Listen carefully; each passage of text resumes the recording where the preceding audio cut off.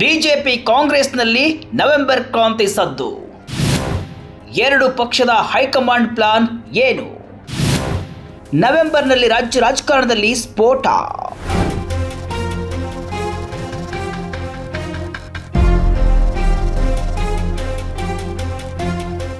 ಕರ್ನಾಟಕ ರಾಜಕೀಯದಲ್ಲಿ ಸದ್ಯ ಒಂದು ಶಬ್ದ ಬಹಳ ದೊಡ್ಡದಾಗಿ ಸದ್ದು ಮಾಡ್ತಾ ಇದೆ. ಆ ಶಬ್ದವೇ ನವೆಂಬರ್ ಕ್ರಾಂತಿ. ಆಡಳಿತಾರೂಢ ಕಾಂಗ್ರೆಸ್ ಮತ್ತು ಪ್ರತಿಪಕ್ಷ ಬಿಜೆಪಿ ಈ ಎರಡು ರಾಷ್ಟ್ರೀಯ ಪಕ್ಷಗಳ ಪಾಳ್ಯದಲ್ಲಿ ನವೆಂಬರ್ ತಿಂಗಳು ಭಾರಿ ಬದಲಾವಣೆಗಳಿಗೆ, ಮಹತ್ವದ ನಿರ್ಧಾರಗಳಿಗೆ ಸಾಕ್ಷಿಯಾಗಲಿದೆ ಎಂಬ ಚರ್ಚೆಗಳು ರಾಜಕೀಯ ಪಡಸಾಲೆಯಲ್ಲಿ ಜೋರಾಗಿ ನಡೀತಾ ಇದೆ. ವೀಕ್ಷಕರೇ, ಕಾಂಗ್ರೆಸ್ನಲ್ಲಿ ಈ ನವೆಂಬರ್ ಕ್ರಾಂತಿಯ ಕೇಂದ್ರ ಬಿಂದು ಮುಖ್ಯಮಂತ್ರಿಗಳ ಕುರ್ಚಿಯಾಗಿದ್ದರೆ, ಬಿಜೆಪಿಯಲ್ಲಿ ಈ ಕ್ರಾಂತಿಯ ಅಲೆ ಎದ್ದಿರುವುದು ರಾಜ್ಯಾಧ್ಯಕ್ಷರ ಹುದ್ದೆಯ ಸುತ್ತ. ಒಂದೆಡೆ ಸಿದ್ದರಾಮಯ್ಯನವರ ಕುರ್ಚಿ ಏನಾದರೂ ಬದಲಾವಣೆ ಆಗಲಿದೆಯೇ ಎಂಬ ಚರ್ಚೆ ಕಾಂಗ್ರೆಸ್ನಲ್ಲಿ ಇದ್ರೆ, ಇನ್ನೊಂದೆಡೆ ಬಿವೈ ವಿಜೇಂದ್ರ ಅವರ ರಾಜ್ಯಾಧ್ಯಕ್ಷ ಸ್ಥಾನ ಮುಂದುವರಿಯುವುದೇ ಅಥವಾ ಹೊಸ ನಾಯಕನ ಆಗಮನವಾಗುವುದೇ ಎಂಬ ಕುತೂಹಲ ಬಿಜೆಪಿಯಲ್ಲಿ ಮನೆ ಮಾಡಿದೆ. ಹೀಗಾಗಿ ಈ ಎರಡೂ ಪಕ್ಷಗಳಿಗೂ ನವೆಂಬರ್ ಒಂದು ರೀತಿಯಲ್ಲಿ ಅಗ್ನಿ ಪರೀಕ್ಷೆಯ ತಿಂಗಳಾಗಿದೆ. ಈ ಎಲ್ಲಾ ರಾಜಕೀಯ ಲೆಕ್ಕಾಚಾರಗಳು ಬಿಹಾರ ವಿಧಾನಸಭಾ ಚುನಾವಣೆಯ ಫಲಿತಾಂಶದ ನಂತರವೇ ಒಂದು ಸ್ಪಷ್ಟ ರೂಪವನ್ನು ಪಡೆಯಲಿವೆ. ಹಾಗಾದ್ರೆ ಬಿಜೆಪಿಯಲ್ಲಿ ನಿಜಕ್ಕೂ ಆಗ್ತಿರುವುದೇನು? ವಿಜಯೇಂದ್ರ ನಾಯಕತ್ವದ ಬಗ್ಗೆ ಪಕ್ಷದೊಳಗೆ ಇರುವ ಅಸಮಾಧಾನವಾದರೂ ಏನು? ಹೈಕಮಾಂಡ್ನ ಮೌನಕ್ಕೆ ಕಾರಣವೇನು? ಈ ನವೆಂಬರ್ ಕ್ರಾಂತಿಯ ಹಿಂದಿನ ಸಂಪೂರ್ಣ ಚಿತ್ರಣ ಇಲ್ಲಿದೆ.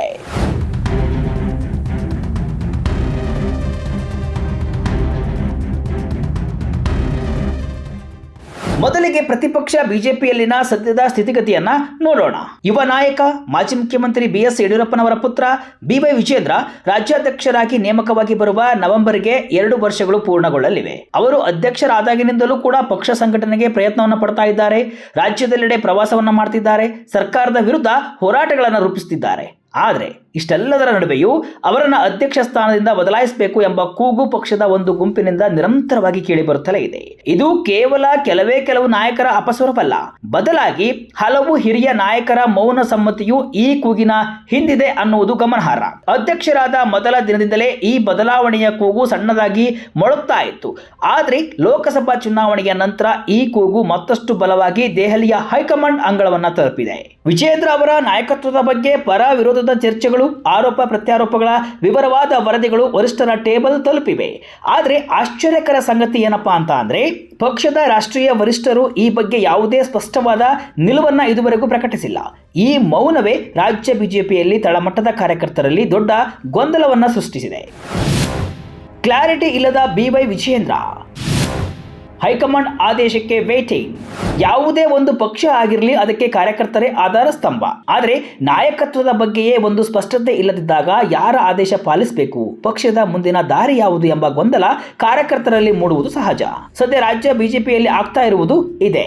ರಾಜ್ಯ ಮಟ್ಟದಲ್ಲಿ ನಾಯಕರು ಸರ್ಕಾರದ ವಿರುದ್ಧ ಹೋರಾಟಗಳನ್ನು ಘೋಷಿಸಿದರು. ಸ್ಥಳೀಯ ಮಟ್ಟದಲ್ಲಿ, ತಾಲೂಕು, ಜಿಲ್ಲಾ ಮಟ್ಟದಲ್ಲಿ ಈ ಹೋರಾಟಗಳು ನಿರೀಕ್ಷಿತ ಮಟ್ಟದಲ್ಲಿ ತೀವ್ರತೆಯನ್ನು ಪಡಿತಾ ಇಲ್ಲ. ಇದಕ್ಕೆ ಮೂಲ ಕಾರಣವೇ ಈ ನಾಯಕತ್ವದ ಗೊಂದಲ.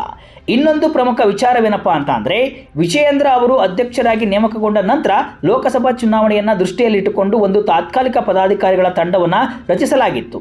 ಆ ತಂಡದಲ್ಲಿರುವ ಕೆಲವರ ಕಾರ್ಯವೈಖರಿ ಮತ್ತು ಸಾಮರ್ಥ್ಯದ ಬಗ್ಗೆ ಲೋಕಸಭಾ ಚುನಾವಣೆಯ ಫಲಿತಾಂಶದ ನಂತರ ಪಕ್ಷದೊಳಗೆ ಸಾಕಷ್ಟು ಚರ್ಚೆಗಳು ನಡೆದಿವೆ.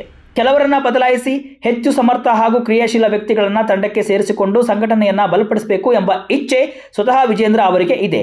ಆದರೆ ತಮ್ಮ ನಾಯಕತ್ವದ ಬಗ್ಗೆಯೇ ವರಿಷ್ಠರಿಂದ ಸ್ಪಷ್ಟ ಸಂದೇಶ ಬಾರದಿರುವುದರಿಂದ ಅವರು ಆ ನಿರ್ಧಾರವನ್ನು ತೆಗೆದುಕೊಳ್ಳಲಾಗದೆ ಮುಂದೂಡುತ್ತಲೇ ಬಂದಿದ್ದಾರೆ. ಇದು ಸಹಜವಾಗಿಯೇ ಪಕ್ಷದ ಸಂಘಟನೆಯ ಮೇಲೆ ನೇರ ಪರಿಣಾಮ ಬೀರಿದೆ. ದಿಲ್ಲಿ ವರಿಷ್ಠರಿಗೆ ಹಿರಿಯ ಲೀಡರ್ಸ್ ಒತ್ತಡ. ಅಧ್ಯಕ್ಷರ ಬಗ್ಗೆ ಕ್ಲಾರಿಟಿ ಕೊಡಿ ಎಂದ ನಾಯಕರು. ಈ ಗೊಂದಲದ ವಾತಾವರಣದ ಬಗ್ಗೆ ರಾಜ್ಯದ ಹಿರಿಯ ನಾಯಕರೇ ಈಗ ಬಹಿರಂಗವಾಗಿ ಮಾತನಾಡಲು ಆರಂಭಿಸಿದ್ದಾರೆ. ಮಾಜಿ ಮುಖ್ಯಮಂತ್ರಿ ಡಿ ಬಿ ಸದಾನಂದಗೌಡ ಸೇರಿದಂತೆ ಹಲವು ನಾಯಕರು ರಾಜ್ಯಾಧ್ಯಕ್ಷರ ಸ್ಥಾನದ ಬಗ್ಗೆ ವರಿಷ್ಠರು ಕೂಡಲೇ ಸ್ಪಷ್ಟತೆಯನ್ನ ನೀಡಿ ಕಾರ್ಯಕರ್ತರಲ್ಲಿರುವಂತಹ ಗೊಂದಲವನ್ನ ಬಗೆಹರಿಸಬೇಕು ಅಂತ ಬಹಿರಂಗ ಹೇಳಿಕೆಗಳ ಮೂಲಕವೇ ಹೈಕಮಾಂಡ್ ಮೇಲೆ ಒತ್ತಡ ಹೇರಲು ಆರಂಭಿಸಿದ್ದಾರೆ. ಪಕ್ಷದ ಹಿರಿಯ ನಾಯಕರೊಬ್ಬರು ಹೇಳುವಂತೆ, ರಾಜ್ಯದ ಕಾಂಗ್ರೆಸ್ ಸರ್ಕಾರ ತನ್ನ ಆಡಳಿತ ವೈಫಲ್ಯಗಳಿಂದಾಗಿ ನಮಗೆ ಹೋರಾಟ ಮಾಡಲು ಹಲವು ಅಸ್ತ್ರಗಳನ್ನ ತಟ್ಟೆಯಲ್ಲಿಟ್ಟುಕೊಡ್ತಾ ಇದೆ. ಆದರೆ ಆ ಅಸ್ತ್ರಗಳನ್ನು ಸರಿಯಾಗಿ ಬಳಸಿಕೊಂಡು ಸರ್ಕಾರದ ವಿರುದ್ಧ ಪರಿಣಾಮಕಾರಿ ಹೋರಾಟ ಸಂಘಟಿಸಲು ನಮಗೆ ಸಾಧ್ಯವಾಗ್ತಿಲ್ಲ. ಇದಕ್ಕೆಲ್ಲ ಮೂಲ ಕಾರಣ ನಾಯಕತ್ವದ ಬಗ್ಗೆ ಇರುವ ಅಸ್ಪಷ್ಟತೆ ಅಂತ ಹೇಳಿಕೊಂಡಿದ್ದಾರೆ. ನವೆಂಬರ್ನಲ್ಲೇ ಮುಹೂರ್ತ ಯಾಕೆ? ಹಾಗಾದ್ರೆ ಈ ಎಲ್ಲಾ ಗೊಂದಲಗಳಿಗೆ ತೆರೆ ಬೀಳಲು ನವೆಂಬರ್ ತಿಂಗಳೇ ಮುಹೂರ್ತ ಯಾಕೆ? ಇದರ ಹಿಂದೆ ಒಂದು ರಾಷ್ಟ್ರೀಯ ಮಟ್ಟದ ರಾಜಕೀಯ ಲೆಕ್ಕಾಚಾರವಿದೆ. ಬಿಜೆಪಿಯ ಹಾಲಿ ರಾಷ್ಟ್ರೀಯ ಅಧ್ಯಕ್ಷರಾದ JP ನಡ್ಡಾ ಅವರ ಅಧಿಕಾರಾವಧಿ ಈಗಾಗಲೇ ಮುಕ್ತಾಯಗೊಂಡಿದೆ.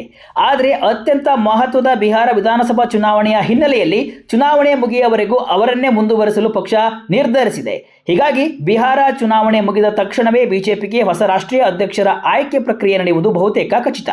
ದೆಹಲಿ ಮೂಲಗಳ ಪ್ರಕಾರ ಹೊಸ ರಾಷ್ಟ್ರೀಯ ಅಧ್ಯಕ್ಷರು ಅಧಿಕಾರ ಸ್ವೀಕರಿಸಿದ ನಂತರ ದೇಶದ ಯಾವೆಲ್ಲ ರಾಜ್ಯಗಳಲ್ಲಿ ಅಧ್ಯಕ್ಷರ ಬದಲಾವಣೆ ಅಥವಾ ಮುಂದುವರಿಕೆಯ ಬಗ್ಗೆ ಗೊಂದಲಗಳು ಇವೆಯೋ ಆ ಎಲ್ಲ ರಾಜ್ಯಗಳ ಬಗ್ಗೆ ಸ್ಪಷ್ಟ ನಿರ್ಧಾರವನ್ನು ಕೈಗೊಳ್ಳಲಿದ್ದಾರೆ.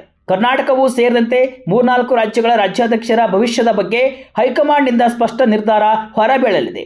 ಇದೇ ಕಾರಣಕ್ಕೆ ನವೆಂಬರ್ ತಿಂಗಳು ಕರ್ನಾಟಕ ಬಿಜೆಪಿ ಪಾಲಿಗೆ ನಿರ್ಣಾಯಕವಾಗಿದೆ. ನವೆಂಬರ್ ನಂತರ ಬಿಜೆಪಿಯಲ್ಲಿ ಏನಾಗಬಹುದು?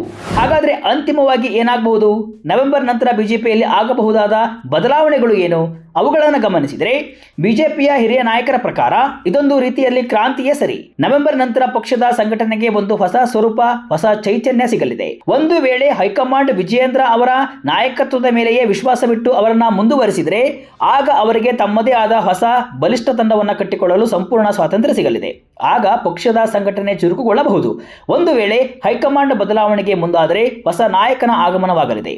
ಈ ಹೊಸ ನಾಯಕನ ನೇತೃತ್ವದಲ್ಲಿ ಮುಂಬರುವ ಜಿಲ್ಲಾ ಪಂಚಾಯತ್, ತಾಲೂಕ್ ಪಂಚಾಯತ್ ಮತ್ತು BBMP ಚುನಾವಣೆಗಳಿಗೆ ಪಕ್ಷವನ್ನು ಸಜ್ಜುಗೊಳಿಸುವ ಬೃಹತ್ ಜವಾಬ್ದಾರಿ ಇರಲಿದೆ. ವಿಜಯೇಂದ್ರ ಬದಲಾದರೆ ಅವರ ಬೆಂಬಲಿಗರ ಪಡೆ ಸುಮ್ಮನಿರುತ್ತಾ ಅನ್ನೋದು ಕೂಡ ಇಲ್ಲಿ ಮುಖ್ಯ ಪ್ರಶ್ನೆ. ಒಟ್ನಲ್ಲಿ ಸದ್ಯಕ್ಕೆ ಕಮಲಪಾಳ್ಯದಲ್ಲಿ ಗೊಂದಲ, ಮೌನ ಮತ್ತು ನಿರೀಕ್ಷೆಯ ವಾತಾವರಣವಿದೆ. ವಿಜಯೇಂದ್ರ ಅವರು ಮುಂದುವರಿಯುತ್ತಾರೋ ಅಥವಾ ಹೊಸ ನಾಯಕನ ಆಗಮನವಾಗುತ್ತೋ ಎಂಬ ಪ್ರಶ್ನೆಗೆ ಉತ್ತರ ನವೆಂಬರ್ ತಿಂಗಳಲ್ಲಿ ಸಿಗುವ ಚಾನ್ಸ್ ಇದೆ. ದೆಹಲಿಯ ವರಿಷ್ಠರ ನಿರ್ಧಾರದ ಮೇಲೆ ಕರ್ನಾಟಕ ಬಿಜೆಪಿಯ ಮುಂದಿನ ರಾಜಕೀಯ ಭವಿಷ್ಯ ನಿಂತಿದೆ. ಒಂದಂತೂ ಸತ್ಯ, ಎರಡೂ ಪಕ್ಷದ ಹೈಕಮಾಂಡ್ನ ಗುರಿ ಒಂದೇ ಆಗಿದೆ, ಅದು ಬದಲಾವಣೆ. ಅಲ್ಲಿ ಮುಖ್ಯಮಂತ್ರಿ ಬದಲಾವಣೆ ಆಗಬಹುದು, ಇಲ್ಲಿ ರಾಜ್ಯಾಧ್ಯಕ್ಷರ ಬದಲಾವಣೆ ಆಗಬಹುದು. ಇದೆಲ್ಲವಕ್ಕೂ ಕೂಡ ನವೆಂಬರ್ ವೇದಿಕೆ ಆಗಿದೆ. ಮುಂದೇನಾಗುತ್ತೆ ಕಾದು ನೋಡೋಣ.